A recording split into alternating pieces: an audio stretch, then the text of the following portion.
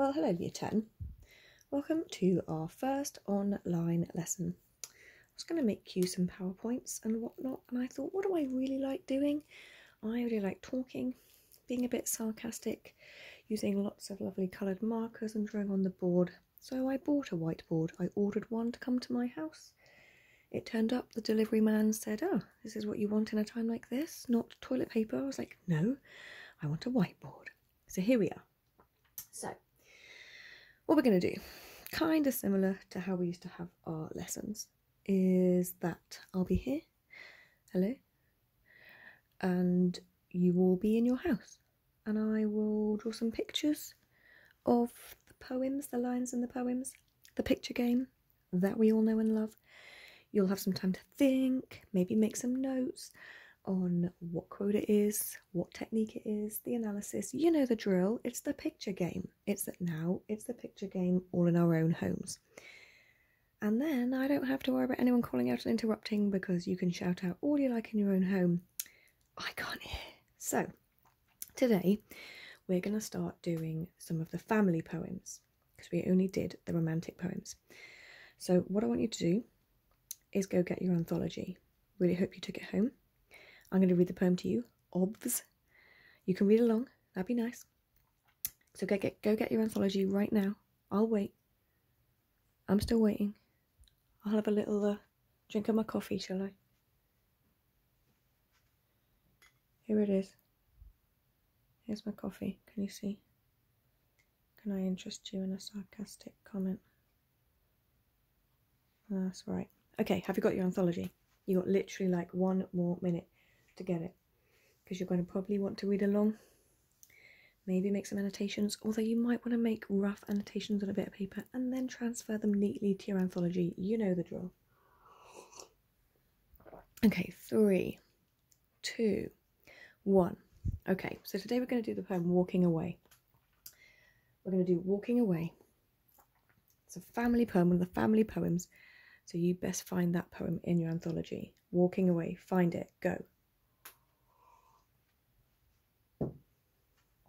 So, I'm going to read it, and then we're going to learn it. It's going to be great. So, look at this amazing technology. So now, we're going to read it on here.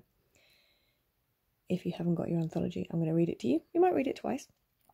And then we're going to play the picture game. I'm going to draw a picture. You'll have some time to write down what the quote is, the technique is a bit of analysis, and then I'll talk you through it. Boom, here we go. It's called Walking Away.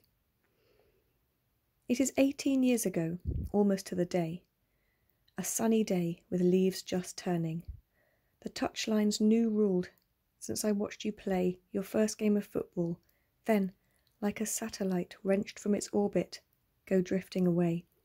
Behind a scatter of boys, I can see you walking away from me towards the school, with the pathos of a half-fledged thing set free into a wilderness, the gait of one who finds no path where the path should be. That hesitant figure, eddying away like a winged seed loosened from its parent stem, has something I never quite grasp to convey about nature's give and take, the small, the scorching ordeals which fire one's irresolute clay. I have had worse partings, but none that so gnaws at my mind still. Perhaps it is roughly showing what God alone could perfectly show, how selfhood begins with a walking away, and love is proved in the letting go. So it's a lovely poem. I like this poem. So what we're going to do first is we're going to just quickly think about the unfamiliar vocabulary. So you can have 30 seconds, same drill as always. Have a look through the poem. Pick out some of the words that you don't understand. What words do you not know what they mean? And then I will have to psychically, across the miles, using my psychic powers, work out which words you picked out, and then I'll explain some of them. Ones I don't explain, you're just going to have to go away and look up yourselves on that amazing thing called the internet. So you can have 30 seconds. What words do you not understand? No staring into space, no checking your phone. Phones should definitely be somewhere else right now. You can have phones afterwards as a reward. What words do we not know what they mean?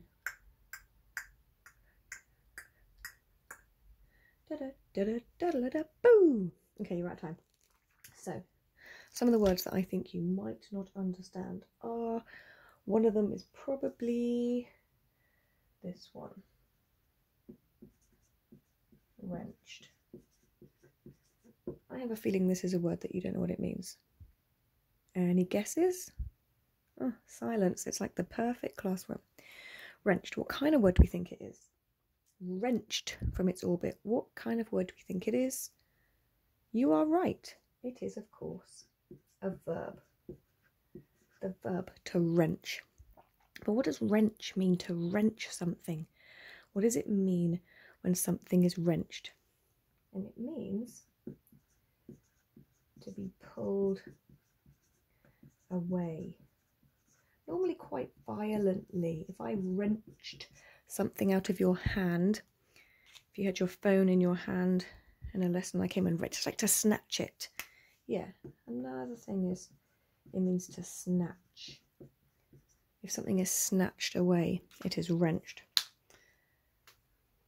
So the next thing you're going to love is that I ordered this whiteboard to be delivered to my house and a huge section of multicoloured board markers. But what I sadly didn't do was are you even videoing? You are videoing. Really hope you're videoing. Otherwise I'm talking to myself in my room. I didn't order a board rubber. So what we're going to have to use is, oh, it's the thing we use to do the dishes. For those of you who don't do any chores in your house, welcome to the dish scrubber. This is what we use to do the dishes. Those of you who do chores, you'll be familiar with this maybe. But those of you who don't do any chores, maybe become familiar with it. Help your parents. Help them do the dishes. So anyway, as you can see, it's going to take a bit more time than usual, but let's face it, we've got all the time in the world. Okay, maybe we'll do 2 or 3 more words. Okay, another word that I think you might not know what it means. Another word or phrase is I think you may not know what half-fledged. Okay, so a fledgling is a baby bird that is getting ready to leave the nest but hasn't left yet. That's what a fledgling is. A baby bird that's in the nest, it's getting ready to leave the nest, but it hasn't left quite yet. It's about to leave the nest and become a big bird in the big wide world. So if you're half-fledged, this is obviously like a piece of description, like an adjective. If something is half-fledged, what do we think that means? What do we think that means? So it means kind of ready to grow up, ready to leave, but not yet, half-fledged, you know, when it's on its way to becoming independent. Now the key word here is, now my hand's in the way of my tripod. Oh yeah, I also bought a tripod as well. That's what's holding my phone up. So in case you're wondering how much effort I put in. So something that is half-fledged is something that's on its way to becoming independent, but is not fully independent yet. Kind of like all of you lot. You all kind of all half-fledged. You're not children anymore, but you're certainly not adults. You're all a bit half-fledged. And it's also really connected with that word fledgling. Baby bird in the nest, getting ready to leave. That imagery is quite important. Okay, you're writing it down, because as you can see, I will have to erase it. Okay, I think we've probably got time to do 1 or 2 more before we're going to do the story of the poem. So in a minute, you're going to have some time to write down the story of the poem while I drink more of my coffee. Okay, let's do 2 more. So, another word. I mean, there's quite a lot of unfamiliar words in this poem, and some of you you're going to have to look up yourself, or I would literally be narrating myself in the corner of my flat for the rest of my life. So, 1 more word. No, 2 more words. Okay, let's also have gate. This is a different type of gate. It is not the kind of gate that you open to go into a garden, she says, because I've said that word. I've now written that word. It's this word. Gate. It means noun. It's a noun. It's an abstract noun. And gait is the way someone walks. Someone's gait is the way someone walks. So, you know, when wannabe gangsters are like strutting down the street with that swagger and that half pretend limp thing they do because they are so gangster, that's their gait. And if somebody was tiptoeing really nervously down the street, that would be their gait. It's a very specific type of walking. I walk very fast all the time.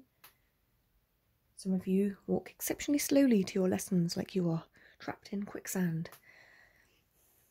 That's the gait, someone's gait. Okay, one more. Are you ready? A bit of my arm muscles doing this. Okay, so now we're going to do one more. We're going to do one more word. Pick another one. Pick another one. Okay, the one I'm going to choose, that I think some of you won't know, some of you will know. The last word is ordeal. Now, in the poem, he says ordeals, plural, but we're just going to talk about ordeal. The word ordeal. It's a noun. It's another abstract noun. But what's an ordeal? When you go through an ordeal, what does that mean? Sometimes when children were charging down the corridor like a herd of elephants, I'd be like, oh, this is such an ordeal. Trying to get down the corridor against all the year nines, that's an ordeal. What do we think it means? So, an ordeal is like a terrible, painful experience. A really difficult experience. Put my hand around the tripod. This is going to be interesting. Yeah. A marathon is kind of like an ordeal because it would be really painful, really difficult. An ordeal is normally a terrible, painful, difficult experience, really difficult to get through. Hardship, serious hardship, like when I used to complain about all the marking I used to have to do. That was an ordeal, and now we're trapped at home. I'm missing it all. So that's going to do for unfamiliar vocabulary. Any other words? You can either send me a little message on Show My Homework, where I always am available to hear all of your fascinating inquiries, or you could look it up yourself on this thing called the World Wide Web. You may have heard of it when you were taking a break from TikTok. Okay, so now we're going to do the story, because now we need to work out what's happening in this poem. So we're going to read it again. We're going to read it again. And while we're reading it, try to work out what the story is. Who is speaking? Who is the speaker in this poem? And what do they seem to be talking about? They're talking about a memory. Here's a clue. That's for free. They're talking about a memory. But who is talking? And what is that memory that they're talking about? We're going to read it one more time. Are you ready? 3, 2, 1. Here we go. It's called Walking Away. It is 18 years ago, almost to the day. A sunny day with leaves just turning. The touchlines new ruled since I watched you play. Your first game of football. Then, like a satellite wrenched from its orbit, go drifting away. Behind a scatter of boys. I can see you walking away from me towards the school with the pathos of a half-fledged thing set free into the wilderness, the gait of one who finds no path where the path should be. That hesitant figure eddying away like a winged seed loosened from its parent stem has something I never quite grasped to convey about nature's give and take, the small, the scorching ordeals which fire one's irresolute clay. I've had worse partings, but none that so gnaws at my mind still. Perhaps it is perfectly or roughly saying what God alone could perfectly show, how selfhood begins with a walking away, and love is proved in the letting go. So, what do we think the poem's about? What is just the story of the poem? Who's speaking? Take a moment. This is meant to be interactive. Write it down or have a think. Who is talking in this poem? Who is speaking? I'm going to turn the light on because I think it's getting a bit dark in my flat.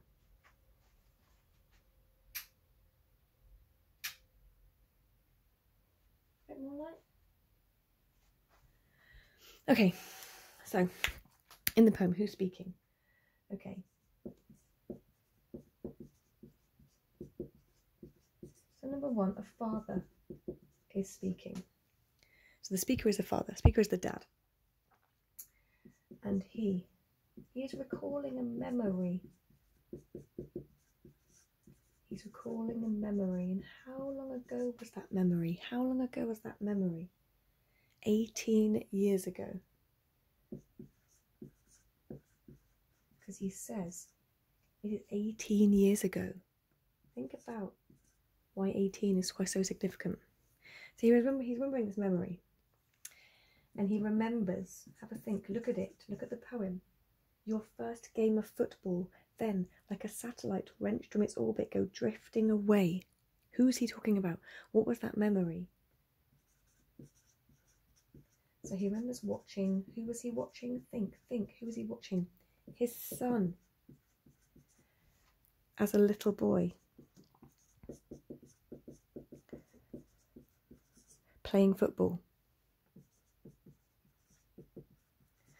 So it was 18 years ago.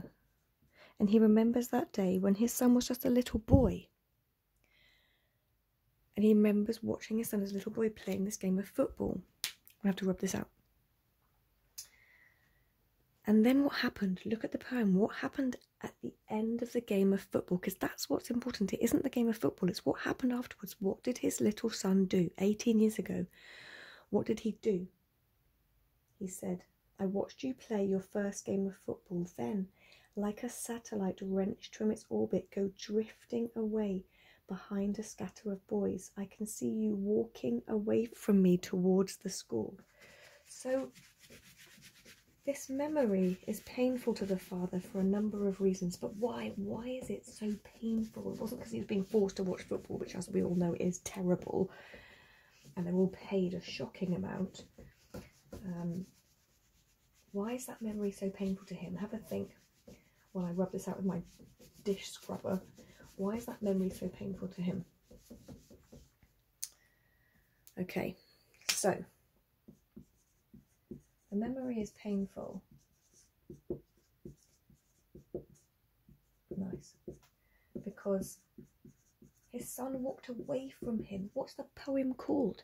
What's the poem called? It's called Walking Away.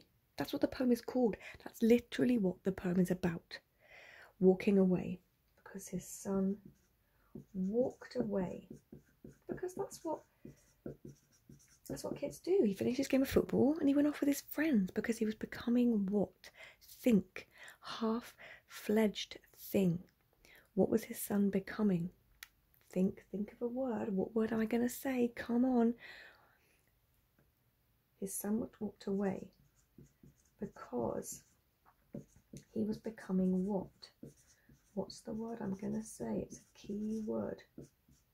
His son was becoming independent. Who knew that word? Did you say that word out loud just now? If you did, smiley face for you. Smiley face for you. His son is becoming independent. This is obviously a normal, natural process, but the dad obviously found it painful. Why did he find it painful? The father found it painful because he calls it an ordeal. He calls it an ordeal, a painful experience. But why did the dad find it painful? Why? Sorry, I can see ordeal is cut off. That says ordeal. Sorry, technology. But why was it an ordeal? Why was it a painful experience? If someone was just playing football, you're going to have to pause this video if you want to be copying things down because I'm going to go fast. So, why was it painful? the fact that his son was walking away from him, and it obviously had a very profound I'll put my dot off. He had a very profound effect on the dad, didn't it? It had a very profound effect because he says some really quite profound things about this memory. He says in the poem, hang on, let me bring it back up. He says, none that so gnaws at my mind. It gnaws, the memory gnaws. If you could see me, you'd see I was doing a mime of gnawing. Gnawing is like, you know, biting, gnawing away. Like a dog gnaws at a bone. Why is it so painful? Why is it so painful? So, it is a painful memory. Because what was his son doing?